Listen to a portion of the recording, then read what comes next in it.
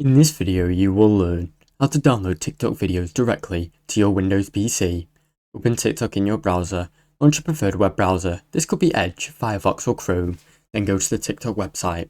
Log into your account if you need to using your credentials. Find the video you want to download, search for the TikTok video you want to save by browsing your feed or using the search bar to locate a specific post. Copy the video link, click share button on the right hand side of your video, then select copy link to copy your video's URL to your clipboard. Open a TikTok video downloader. In the new tab, go to TikTok video downloader website. These tools allow you to download TikTok videos directly using a TikTok link. Paste the link, then download. Paste the copied TikTok URL into the download inbox, then click download.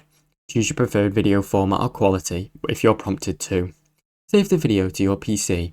Once the download is ready, right click on the file and then click Save As to store it in a preferred folder on your Windows PC. Now you know how to download a TikTok video directly to your Windows PC. Thanks for watching. Don't forget to like and subscribe.